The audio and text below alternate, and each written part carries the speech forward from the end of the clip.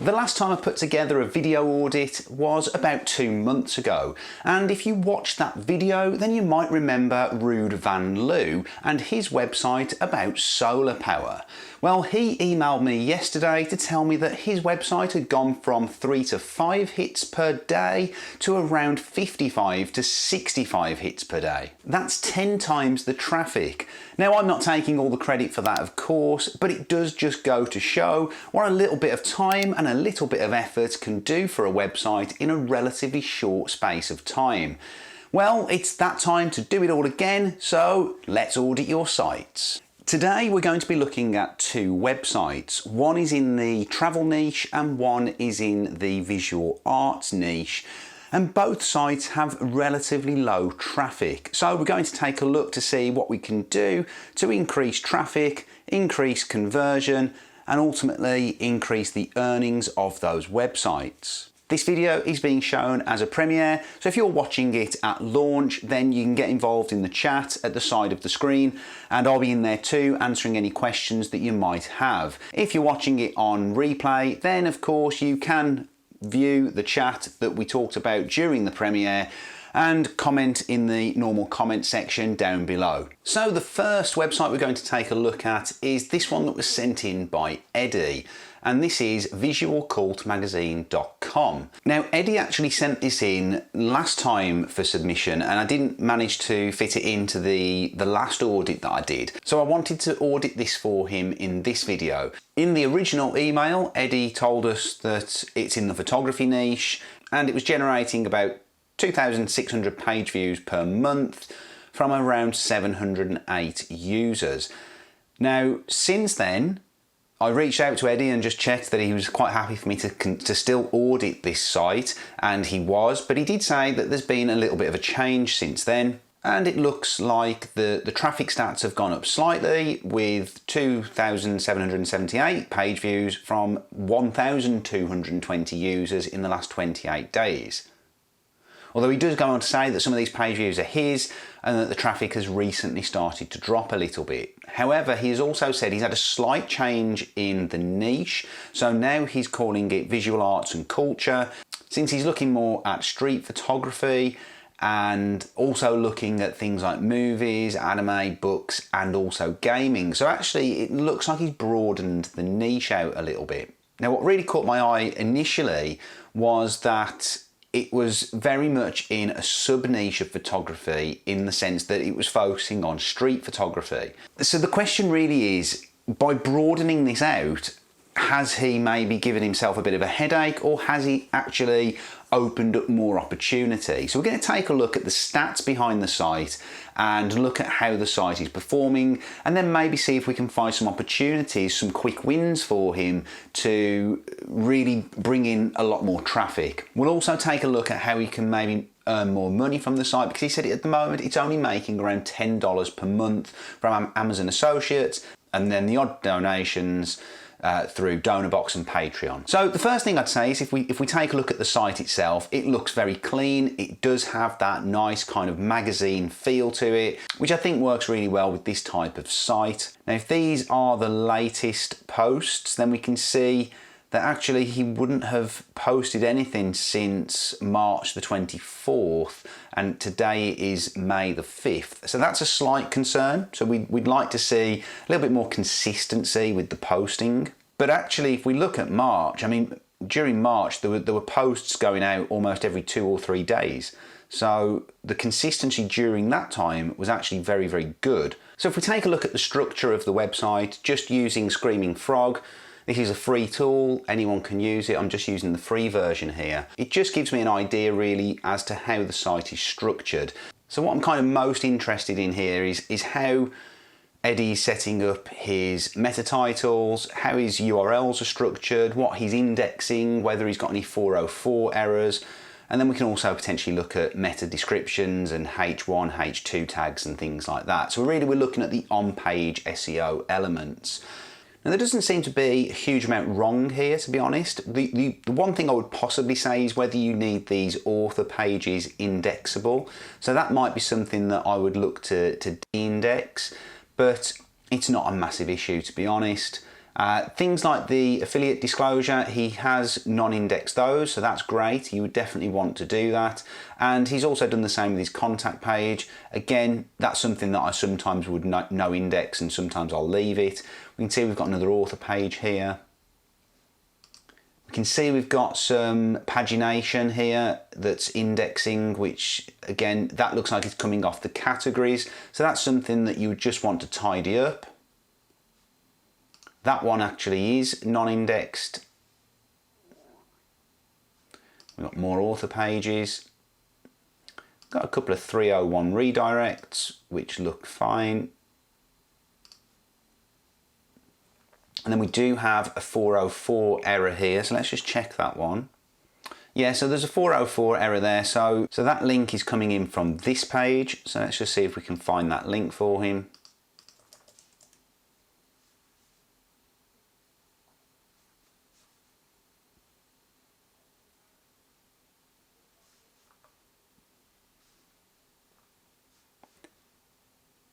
It's that one, isn't it? Yeah. So that's the 404 error there. Again, it's not, you know, a massive issue. It's just something that you're going to want to tidy up. So if we go back and take a look at these meta titles, in fact, what I want to do is head over to Ahrefs and see which pages are ranking and generating the traffic. So if we take a look at the keywords that we've got here, okay, so Audition 1999, postmodern photography book, that looks like an image, but street photography books, position 5. Let's take a look at this page. Okay, so this is good, and I would expect this to at least generate some sales. The one comment that I would make here though is that by using these Amazon widgets to try and push the traffic through to Amazon, I tend to find these don't convert particularly well. So it would be interesting to see what the conversion rate is or the click-through rate from these links through to Amazon, because there's nothing really stopping someone from, you know, you're making it very clear that you're linking them to Amazon. So there's nothing to stop someone from just taking the title, typing it into Amazon on their phone or even on their PC and just buying it that way.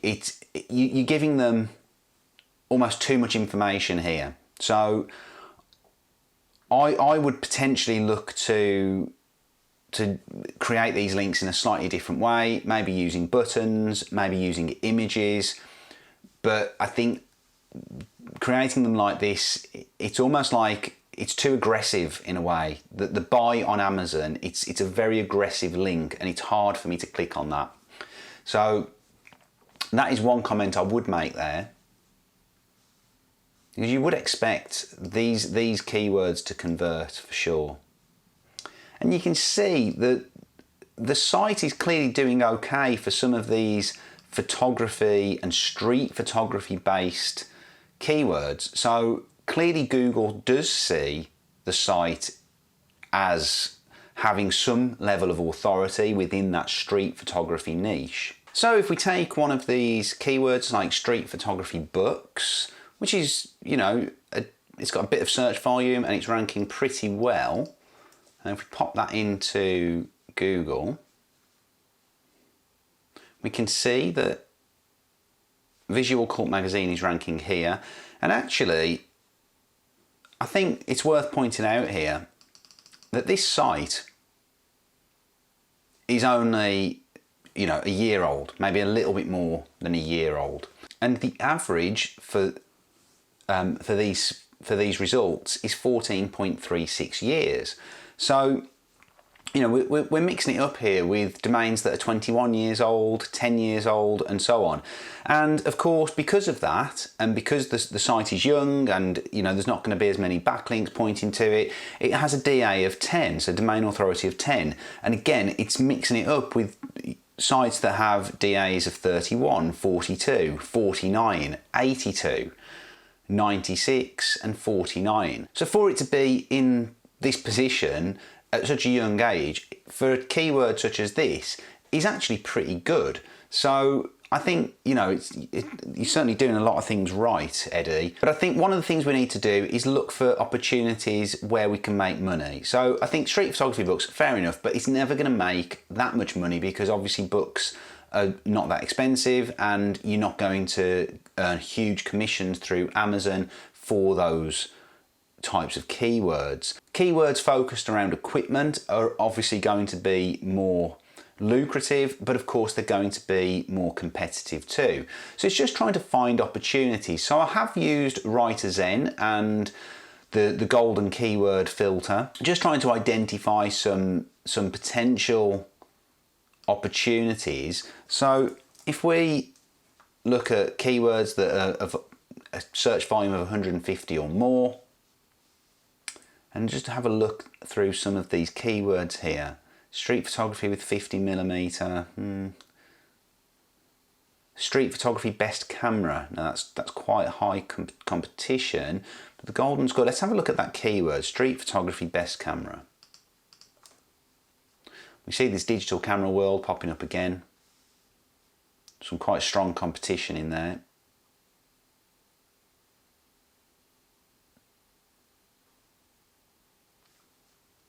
So this is an interesting one here. This website is not the most powerful. It's still fairly powerful, but let's just take a look at this site.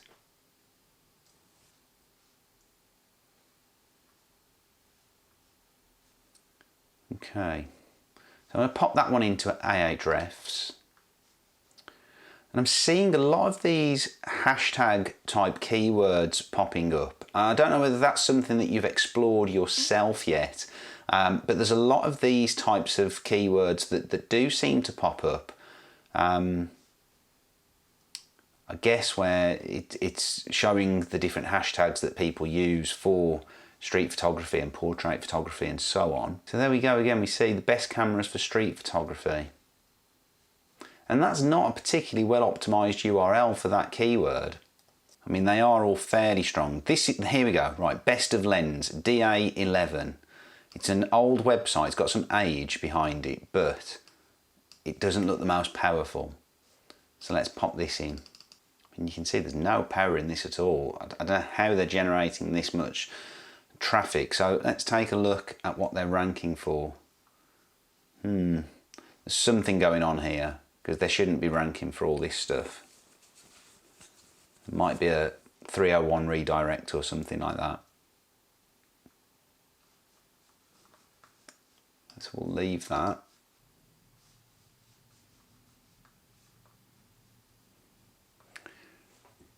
I mean, just going back to the content on the site, the one thing I would say is that I've just gone through 3 articles here, 3 of the most recent ones, and there's very, very little imagery used. Now, considering it's a photography-based site, then that seems a bit strange to me that, you know, this just is screaming out for a little bit more engagement, a little bit more visual appeal. I've just taken a quick look at this page in particular, and you know, it's got 1,600 words. Again, it doesn't look the most visually appealing, but looking at what you're trying to rank for here, I would say you're trying to rank for something along the lines of effective use of negative space in street photography. So if we take that keyword, everything else checks out. You know, you've got H1, you've got a lot of H2 tags, so that might be something worth looking at. Just I think these are all pulling through as H2s. It's pulling through an awful lot of H2s there for some reason. If we take a look at those, all of these are H2s. So that might be something that you just want to take a little bit of a look at. However, if we take that keyword and we pop it into Google, use of negative space in street photography, we're actually seeing you guys are in position 3 for that. So it looks to me like the site is regarded as an authority, or at least some level of authority within street photography. Of course, those really tough competitive keywords are going to be more difficult to attain, but even some of your recently published content is getting straight onto page one. Okay, they're not the most competitive terms and they've not got huge amounts of search volume, but I think if you can find the right opportunities that are within street photography, that is where my focus would be. My concern at the moment is that if you do really broaden that out and start to look at gaming and anime and different types of visual art or culture, then you're almost diluting your level of authority. Now, it could go the other way. It could be that you maintain that street photography authority and then you start to build those others out. But you're going to have to put an awful lot of effort to get those sub-niches into that authority mode. Whereas I feel like you've already got a certain level of authority mode going on with street photography. So that is really where my focus would be, at least until you start to generate some income or some decent income for that sub-niche. And my focus really would be on equipment. Yes, it's going to be competitive, but at least take a look and see where your pages can land. I'm going to take a quick look now and see if I can find anything on your site around street photography equipment and see where that's ranking. Because if you've not explored that opportunity, I think that is where the biggest opportunities lie. Yeah, I mean, I'm looking for things to do with lenses, to do with cameras. So Eddie, this might not be what you want to hear, to be honest, but my advice would be to focus now on equipment, because that is where the money is going to be. Now, this is, I suppose, the question of, if you're in a niche that you are passionate about and that you might not want to almost sell out and start promoting equipment, but this is where that's where the opportunity lies. That's where the opportunity to make the money is. And I suppose if you're, super passionate about a niche and about a website and you don't want to almost cheapen your brand by going down that route, then it might be clouding your judgment. Or it might just be that you've looked at it and said, it's too competitive, I don't want to do it. But I think you have to at least try. So there are a couple of keywords that I think you should focus on. I think you could also look at specific lens and camera reviews. They're probably going to be easier to rank for than the big buyer's guide type reviews, but I think that's at least, try 5 or 10 pieces of content that really focus on those. So I'm going to take a look at 1 or 2 and then I'm going to leave that with you to go and implement. So I'm going to look at what we found in Writer Zen, and we've got this street photography best camera and street photography best lens. So I'm going to take a look at street photography best camera first of all. Is there anything?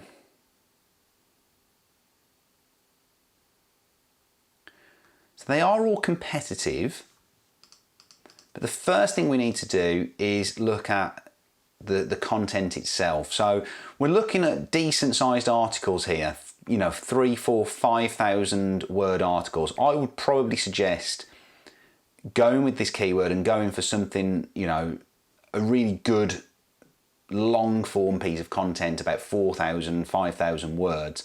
Let's take a look at this one here.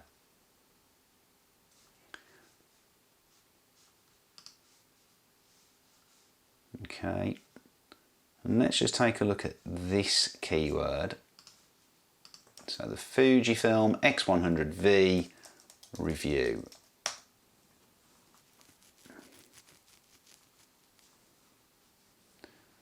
Okay, so we've still got some very highly competitive sites here.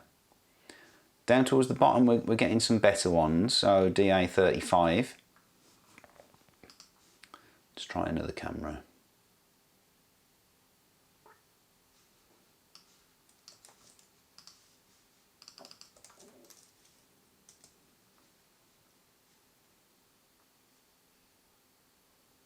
Okay, so, again, good search volumes, but again, competitive.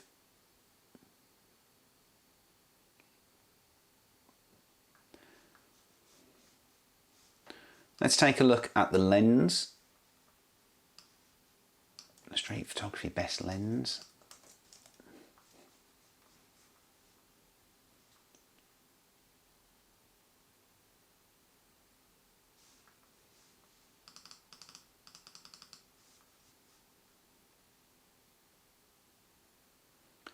slightly lower, or some sites with slightly lower word counts at least.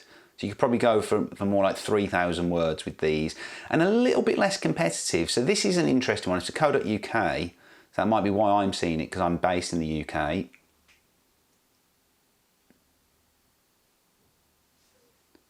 But again, let's take a look and see.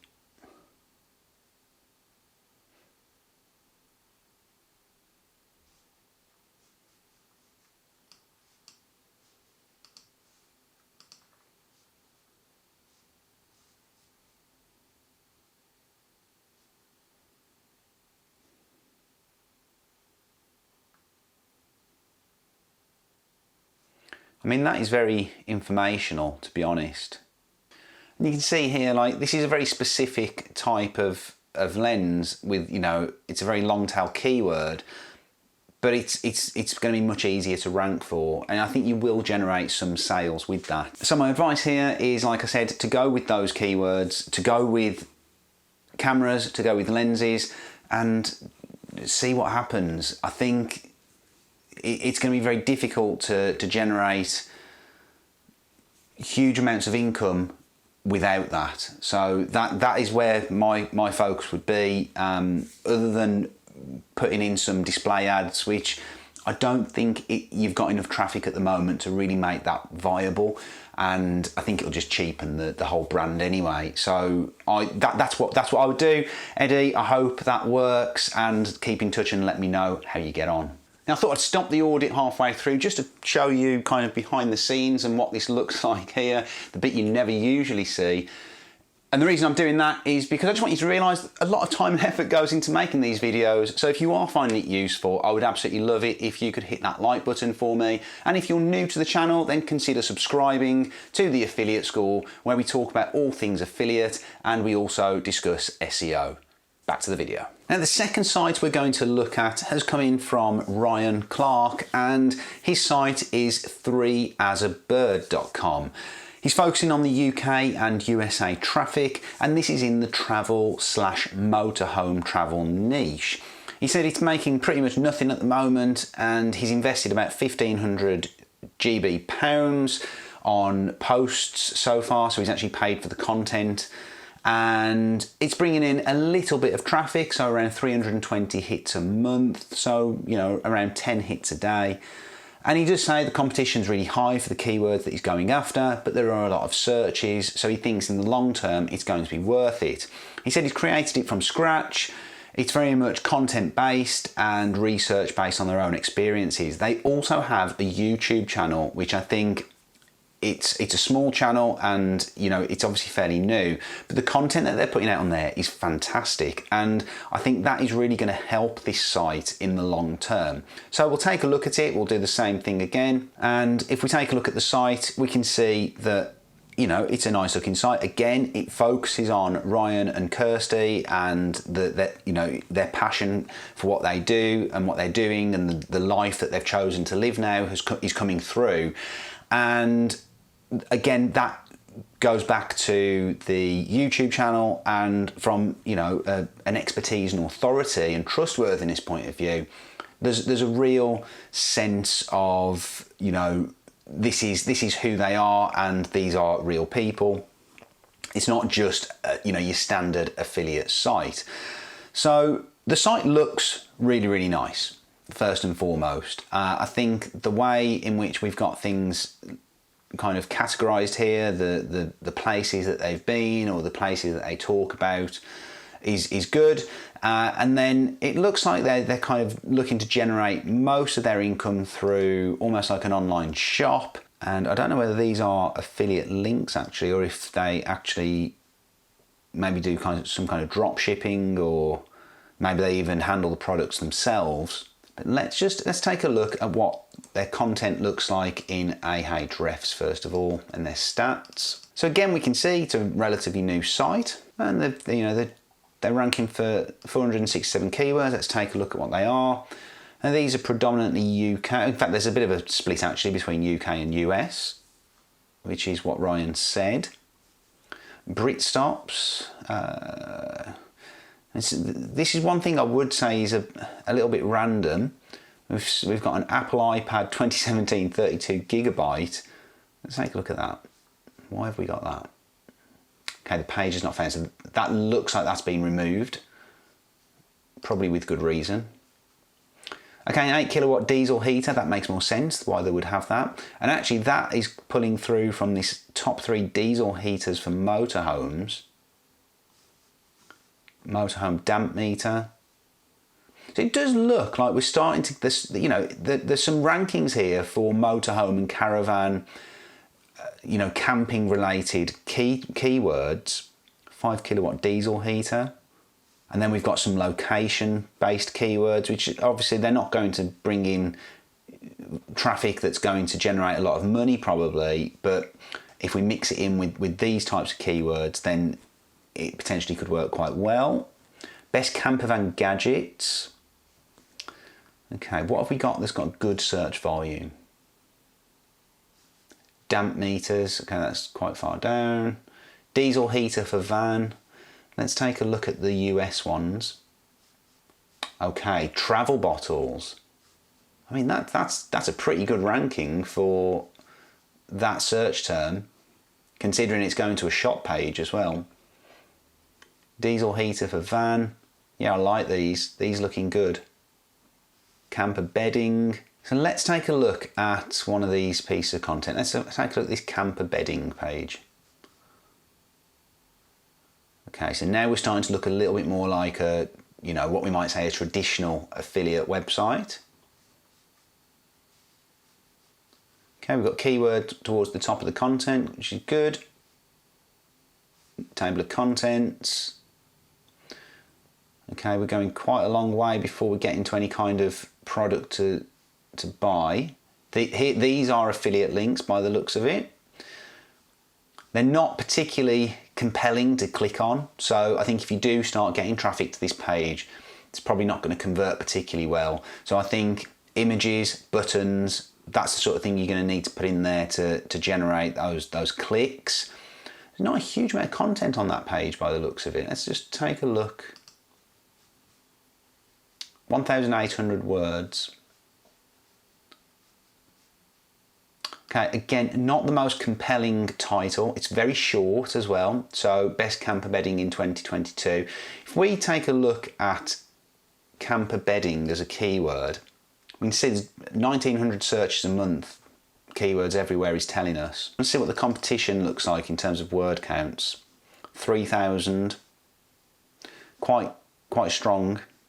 DA34 here, word count 2,800. That one's a little bit shorter. This is an achievable keyword for sure. And I think if you then throw in best into it, there's not as much search volume showing for, well, there's none showing for that. Just looking at the competition. So again, yeah, DR35s, 34s, 17, RV Whisperer. This might be a good site to take a look at and see where they're generating their traffic from. So we'll take a look at that in a second. But again, word count of 4,300. And if you look at their meta titles, all of them, they're all going to be longer than, although to be fair, they're pretty short too. But I would certainly look to improve that meta title at least. So let's take a look at that DA17 site. So this is what I was talking about. You're going to want to have things like this, that, an image and a button that makes it very easy for someone to click on. So let's put this one into Ahrefs. So if we compare these two sites, rvwhisperer.com is a DR7. Okay, it's got a lot more links, but they're not obviously the most powerful links. Whereas you guys are a DR18 and you've got 50 links. Let's take a look at your backlinks actually.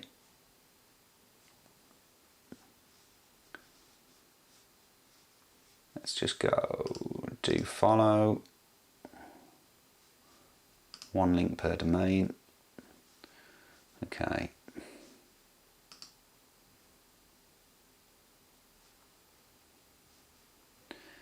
Yeah, we're not really seeing anything here that is relevant.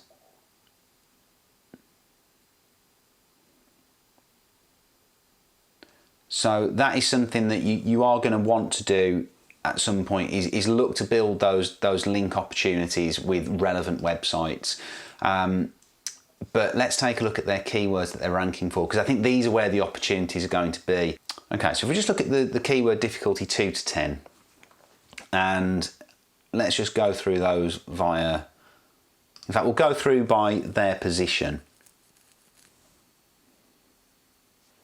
and look for the decent search volume. So again, RV toilet flange, not the most exciting topic to talk about, but they're ranking well for that.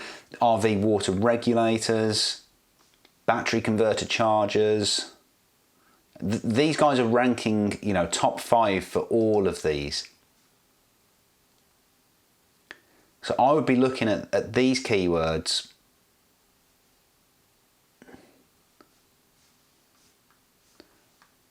Let's go via volume.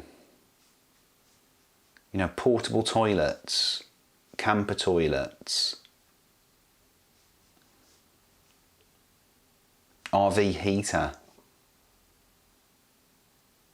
I mean, I think they're doing pretty well for the RV keywords because they've got RV, you know, it's obviously an RV website, but you do need to bear that in mind. If we take a look at what you guys are ranking for again, you know, this travel bottles one, that's probably slightly different because that's on the shop, but the camper bedding, definitely, just improving your content is going to help with that, putting more content in there. Best diesel heaters, probably the same. Again, the one thing you really need to be careful of here with this site is just keeping everything as relevant and as tightly packed as you can with regards to the specific niche, as in, you know, motorhomes, caravanning, travelling, that sort of thing. So be careful when you're including lots of electrical products. It's probably just taking things away from the niche a little bit, and it's certainly not going to help when you're trying to establish the website as an authority in that specific niche. So just be careful of that. And finally, just to have a quick look at the structure of the site. Everything looks pretty much as I would expect it to here. Obviously you've got your category pages indexed. That's fine, that's a decision that you've made. Sometimes I do, sometimes I don't. It just depends on how you're setting them up. But I think in this case, I think it probably does make sense to have them indexed. And generally your meta titles are of a decent length. This is the sort of thing that I'm talking about when I say about relevance. You know, watch the best Harry Potter proposal ever, Golden Snitch ring box.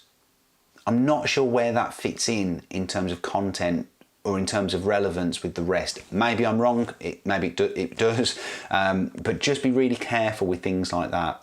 Harry Potter 3 as a bird. That's a category page, and that's a tag, so that's now indexed.